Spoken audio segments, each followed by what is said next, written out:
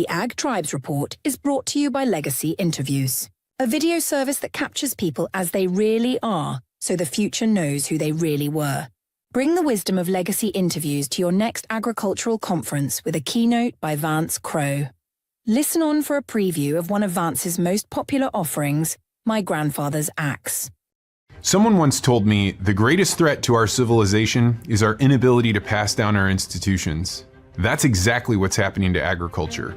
Farmer-led organizations, even the farms themselves, are struggling to keep young people engaged. And those that can't end up faltering, even going away. So many conversations about succession focus on the legal or accounting side of it. But in My Grandfather's Axe, I offer principles for starting conversations that will help your organization or farm survive the test of time.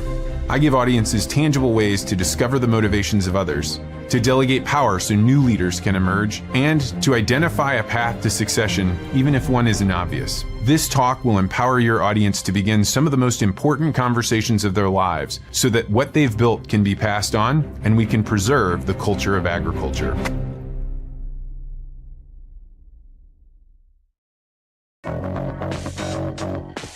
Welcome to the Ag Tribes Report, a breakdown of the top stories affecting the culture of agriculture, with your host, Vance Crowe. The report begins in 3, 2, 1. Let's begin. Welcome to the Ag Tribes Report. I'm your host, Vance Crowe. Each week, I bring on a guest co-host that represents one of the many ag tribes that collectively make up U.S. and Canadian agriculture. And this week, we have John Boelts, a prominent figure in the agricultural community, known both as a vegetable farmer and is the current president of the Arizona Farm Bureau. John joins us from Washington, D.C., where he has been on Capitol Hill. John, welcome to the Ag Tribes Report. Vance, thanks for having me. Great to be with you. So what are you doing in D.C.? Well, there's never a shortage of work for those of us in agriculture up here on Capitol Hill and within any administration. Regulation is part of life in any business, but particularly in agriculture. Yeah, and so it has to be an amazing time to be in D.C. right now, totally different than any other time, because I think you've been there several times before. Yeah, I have, and certainly heady times. A lot of the things are, international and very confrontational, I think is probably the best way to describe it. But sometimes showing up at times like that, I think gives an opportunity for those of us that want to talk about food and how it's grown, or fiber products and how they're grown and produced. I think maybe it gives people a little sense of hope, and I think more people can agree on what we're talking to them about. So maybe it is an opportunity. Well, I think that listeners, if they don't know you, we are in for a real treat. I've known John for years and years. He and the Arizona Farm Bureau have been a great friend to me. We've gotten to go through a lot of experiences, even during COVID, when we were worried about our supply chains. John came on the podcast and talked all about how his melons and vegetables and everything were being harvested. So we only have 30 minutes, and we've got a lot to get through this week on the Ag Tribes Report. We're going to be talking about the Arizona water conditions and how it's become a real fight, the California Farm Bureau's stance on illegal migrant farm workers. We're going to talk about the DOGE USDA tipline and its explosive growth. And we'll also dive into what Brooke Rollins has been up to as the new Ag Secretary. We're also going to cover the Bitcoin land price report. We'll hear John's Peter Thiel Paradox and ask about his worthy adversary. So let's jump right in with the first headline: Arizona's water becoming a real fight. Arizona's agriculture sector continues to account for a significant portion of the state's water use, with estimates indicating that ag consumes between 72 to 75% of Arizona's total water supply. A substantial part is drawn from the Colorado River. In December of 24, Arizona designated a new active management area near Wilcox, making this the first designation since the 1980s. And they're trying to curb the excessive groundwater pumping in the Wilcox Reserve. And then also on the policy front, Governor Hobbs announced the Rural Groundwater Management Act on the 31st of January, a bipartisan initiative to create new agencies for conserving rural groundwater. So, John, it is super complicated. I have to imagine Arizona is always in a water fight, but what's really going on there right now?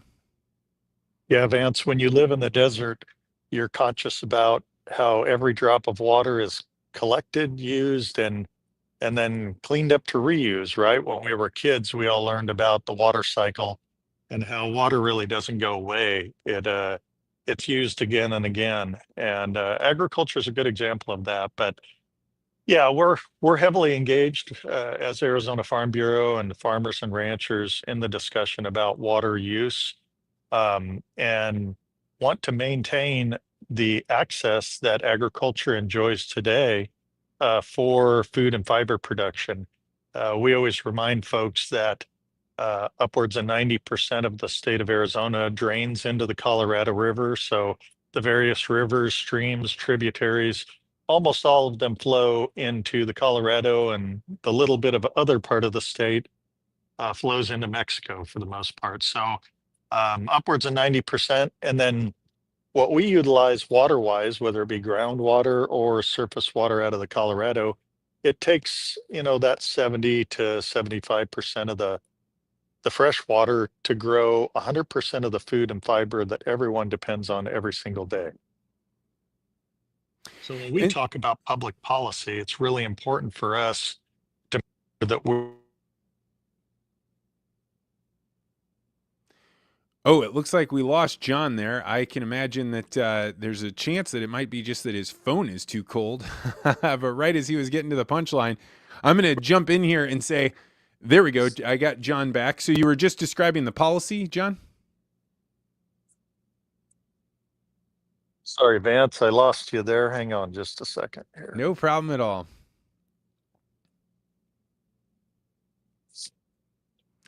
I Sorry, can Vance. I can hear you. Can you hear me, Okay, John? I got you back. Thank you.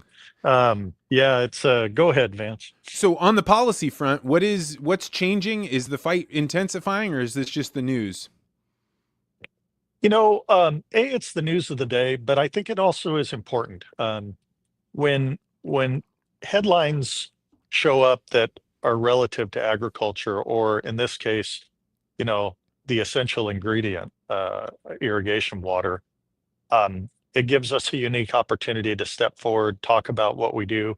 Sometimes food and fiber is so abundantly available and affordable in the United States that people forget that we all depend on it because it's so readily available and affordable, but also that the rest of our economy is built on it.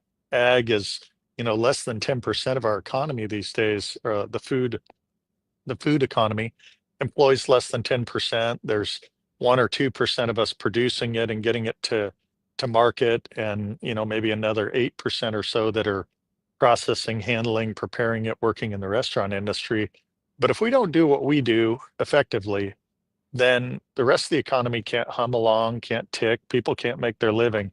So it's essential to every other industry that agriculture is able to do what we've been doing in this country very effectively for so long that people, our generations removed away from the farm.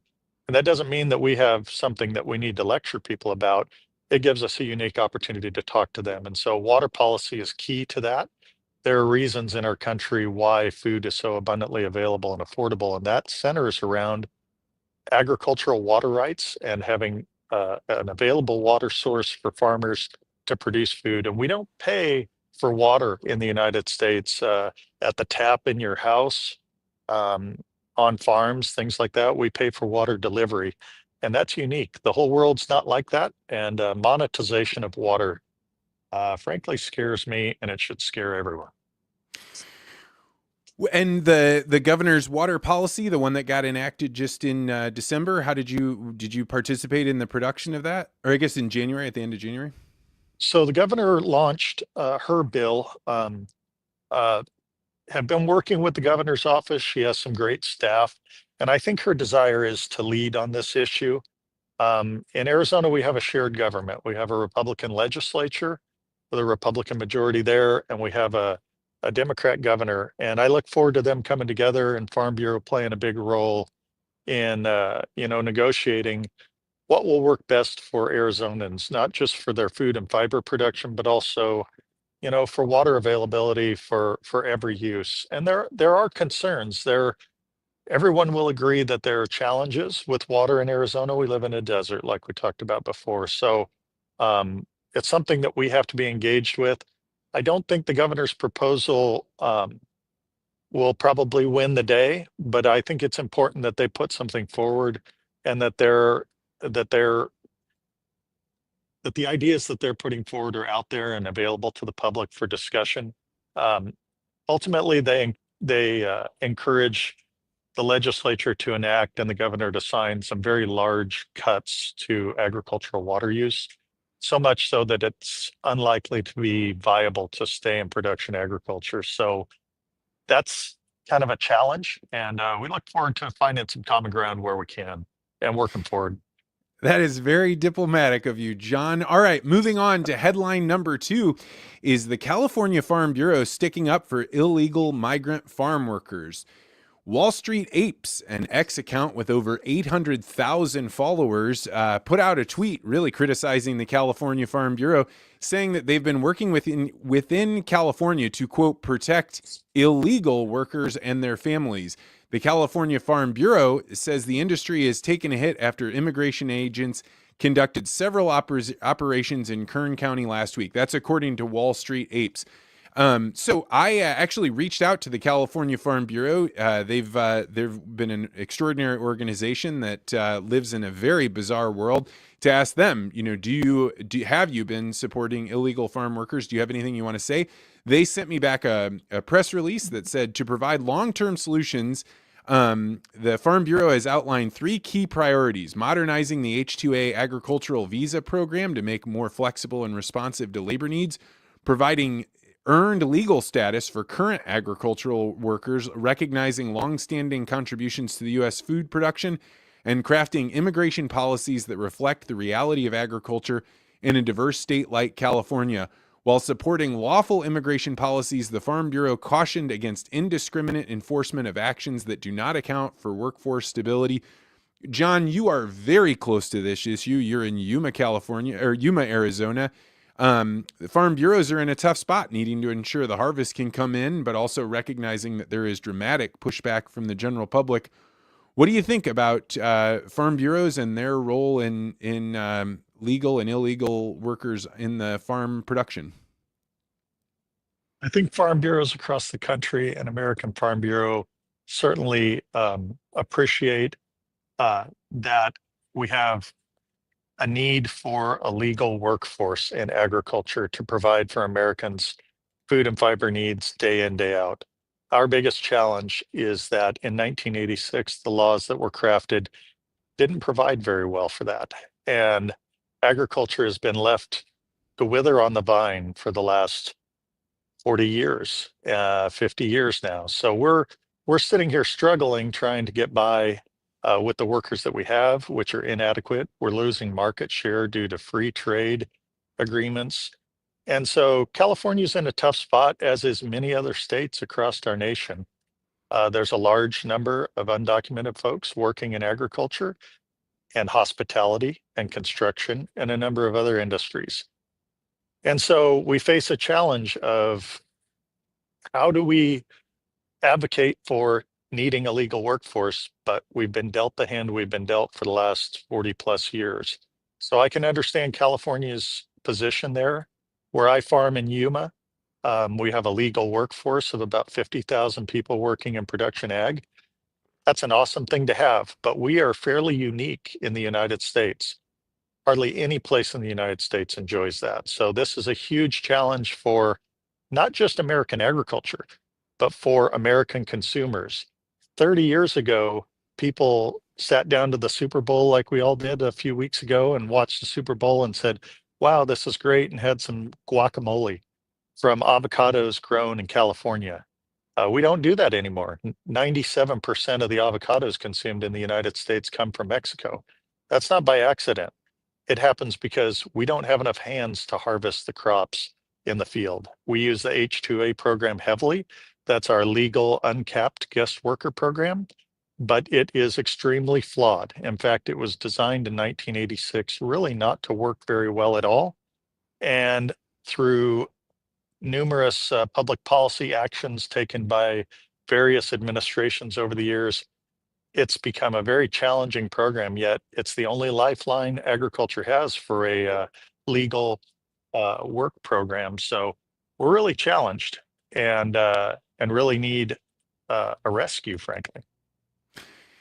Yeah, and it just seems like people are willing to tear things down when revolutions come about, which I think, you know, there can be some big positives to tearing down bad systems, but you also have to make sure that the system that is feeding you and making sure your whole everything works can stand up. Do you think that we are going to run into actual harvest problems with the way the immigration is being handled right now? We were running into those in the late 90s, being short of people. There's a real possibility that if enforcement action happens across the greater part of the United States, that we'd have even bigger challenges. And some of these folks immigrated to the country, overstayed a visa, have been here for a long time. It's a very challenging topic, but bottom line, Congress has left American agriculture to wither on the vine. And we need solutions to it, and we needed them like 15 to 20 years ago. Well, let's hope they find a good way to resolve this. Moving on to headline 3, which is related. DOGE USDA tipline gets 100,000 followers in a single week. DOGE USDA put out the following post. DOGE is seeking help from the public. Please DM this account with insights on finding and fixing waste, fraud, and abuse related to the U.S. Department of Agriculture. This one post, the only post that's been put out there, got retweeted over 4,300 times and has 2,500 replies. And that does not count the DMs that people probably sent privately. Some of the notable replies include Senator Thomas Massie. What happened to the assault weapons and the millions of rounds of ammunition they purchased to keep farmers in line? Why do they need it? Oilfield Rando said, hey guys, the Inflation Reduction Act authorized $10 million for racial equity commissions.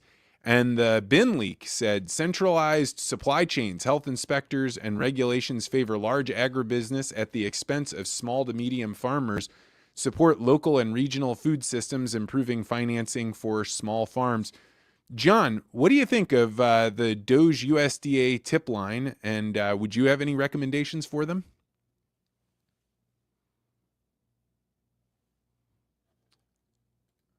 John? Oh, no, I think he might be frozen here. I don't see him moving. John, can you hear me? I don't see. Okay. Well, John did a great thing for me. He was offering to do this while he was in D.C. So he's in Capitol Hill. He had to find a place where it was going to be quiet enough and it would be warm enough. So I, for one, think that this is going to be an interesting and exciting time. There were a lot of people that had comments about what they thought should go on DOGE's list. I think for many of the people in ag, they were watching USAID and the horrors that were going along with a lot of those expenditures. And having been somebody that lived in D.C. and has seen the gigantic building that is the USDA, it is truly staggering to imagine just how much money is being spent in USDA. I know a lot of people in ag talk about the fact that 80% of the farm bill is actually SNAP benefits. So I think there's going to be many, many things that get looked at, and including how are SNAP benefits allocated. I know both Brooke Rollins and RFK Jr. have spoken about how they wanted to remove a lot of the processed food that's in there. I think there is a whole bunch of equity and inclusion benefits and groups that work throughout. I know several people in different states have told me about this. So I think there is a whole lot of cuts coming to USDA. I did receive a phone call from a listener who said that some of the USDA cuts, while he's pretty close to being a libertarian, cut a little close to the bone. There were some people that are in the part of the USDA that monitors, are you doing the sort of soil conservation work that you need to be doing in order to get your loans and your crop insurance? And some of the important people were taken out there. Also, I heard that DOGE sent out resignation notices to a whole bunch of people that were doing poultry. And it turns out that some of them were actually fighting avian flu, so they had to bring some of them back. This becomes very controversial because sometimes people are like, whoa, what's going on? If you guys are cutting all these important people, nuclear scientists, people fighting bird flu, what are we doing? My personal take is that I've seen bureaucracies, and I've lived in places and worked in bureaucracies that are incredibly complicated, and I don't think you can take them out one piece at a time. I think you really do have to tear things all the way down to the foundation, and from there, you're going to break some things. And I think it's when those things break, you try and put them back together. The challenge is we're talking about services that impact 330 million Americans and people all over the world. So there is definitely a tension here. I think that USDA tip line, man, I really do hope we get to see inside of what tips people were putting out there. All right, headline number 4 is really just asking about what have you seen Brooke Rollins doing? The U.S. Secretary of Agriculture, Brooke Rollins, has been doing a lot of meet and greets from everybody from the governor of Texas to the FFA. And many of her things on her X timeline seem to be her waving and saying how great ag is. So I was going to ask John, what do you think? Is she, going to start getting in there and implementing any of the USDA things? Is she a placeholder while they wait for DOGE to come through and cut? I don't actually know, but I don't see big pronouncemements when I go out on X to try and look around and find interesting things that she's been up to on news stories or even the AI. It really just says, these are the people she met with and how she thanked them for being a part of agriculture. So I needed somebody like John around here to tell me maybe some insights that he had that about what she's up to and what's going on with her. All right. Well, that's going to do it for the headlines. I want to thank the several listeners. We had Sean Haney ask about the Arizona water conditions, and then we had a couple of listeners call in to tell me about stuff going on with the USDA. This is always greatly appreciated. If you have stories you think we should cover on the Ag Tribes Report, you can send them to me on X at Vance Crow, or you can email them to me at vance@legacyinterviews.com.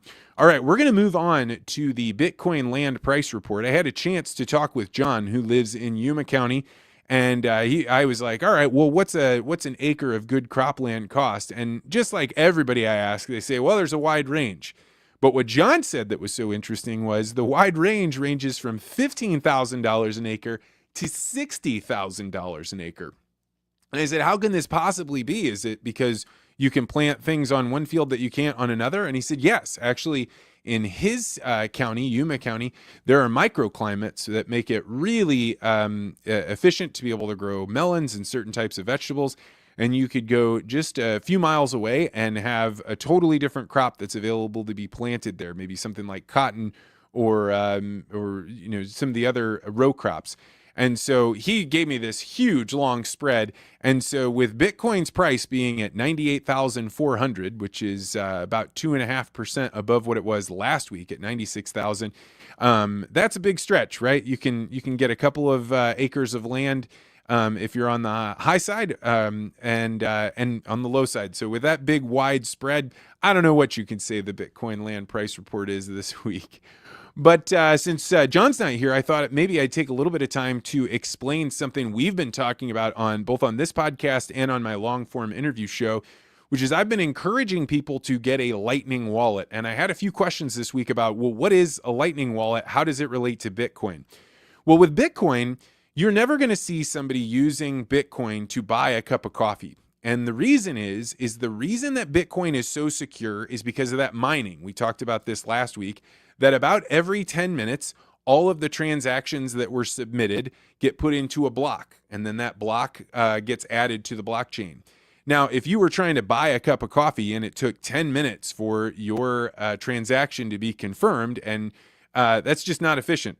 So instead, what people do is they take Bitcoin and they load it into a Lightning wallet. Think of it as like an abacus, where we say, I have so much money in here, and then I slide a little bit of that money from me to, let's just say, my friend Jay.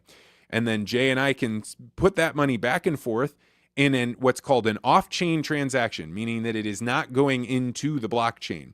Then if I decide, hey, I've had enough interactions with Jay or Zach or whoever I'm sending sats to, I want to put them back into Bitcoin.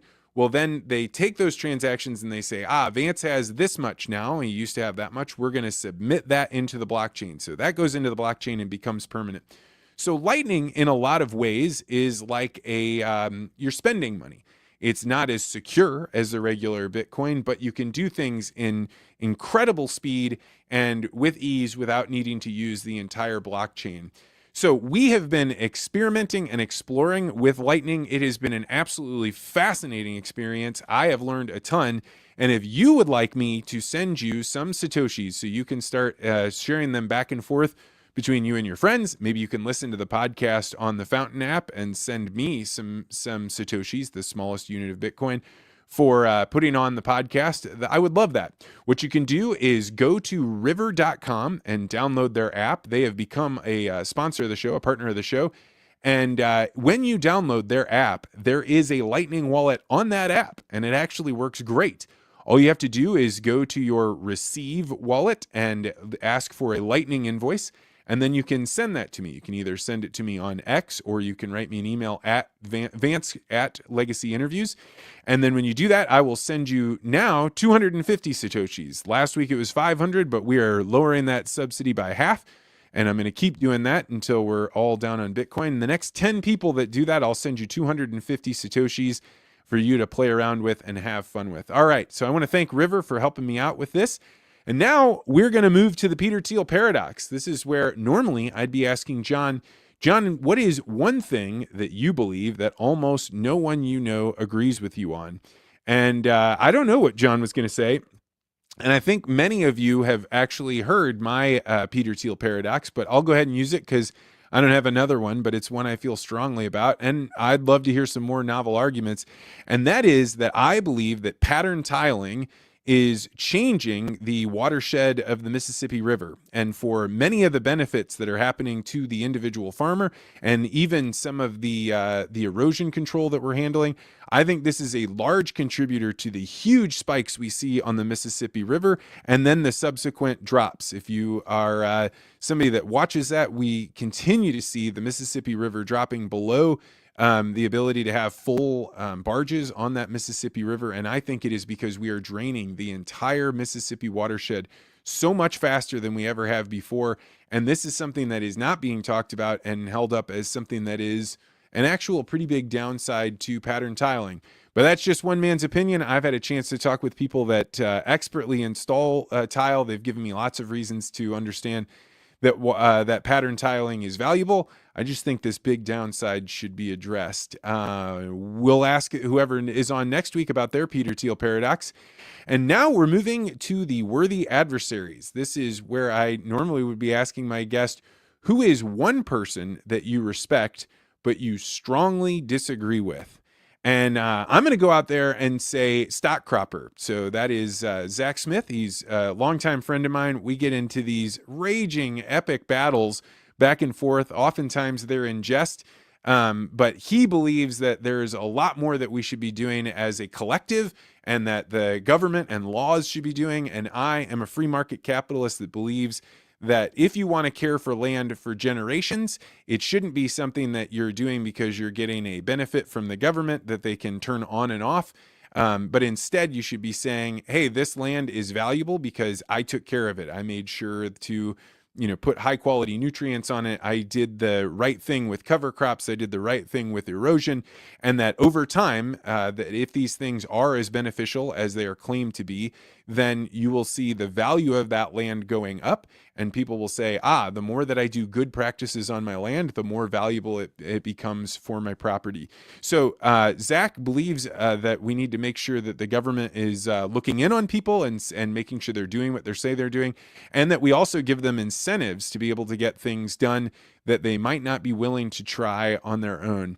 I really enjoy the disagreement. I find a lot out from having this, and Zach is definitely my worthy adversary. You can follow him at the Stock Cropper. No, he's at Zebulus Prime on X, and I will put him on the list of worthy adversaries that I have on X. You can check out that entire list by visiting my Twitter feed, and that will give you a chance to see all the many worthy adversaries that have been on from our guests. All right. That is going to do it for this week's show. I want to thank John for jumping on. He was really taking time away from legislators, a lot of his hard work that he's doing out in Arizona. That guy from the warm place, was sitting in a big coat while it's cold outside. So thank you, John, for doing that. Yeah, also, I want to thank River. They've been a wonderful partner to work with and to find ways to make it as easy as possible for people to experience and touch the Bitcoin Lightning system. So if you would like to do that, send me a Lightning receive address and I will send you 250 Satoshis. And then finally, Legacy Interviews. This is the service that me and my company provide, where we sit down with individuals and couples to record their life stories so that future generations have the opportunity to know their family stories. This has been a wonderful service. We just got done with a family from Canada that had an amazing story, and I don't know that they've ever told it before. Their children and their grandchildren are going to get to hear about aspects of how they grew up, why they made the decisions they made, and really what makes a wonderful and successful family.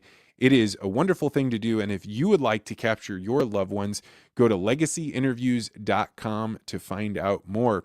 All right, I am going to wait to find a host for next week's show. It may be a Canadian that can tell us about what's going on with the tariffs. It may be somebody doing illegal immigration. Who knows? It has been such a wild ride that, I'm going to wait a little bit to figure out who the next host will be. Thank you so much for tuning in, and as always, feel free to disagree.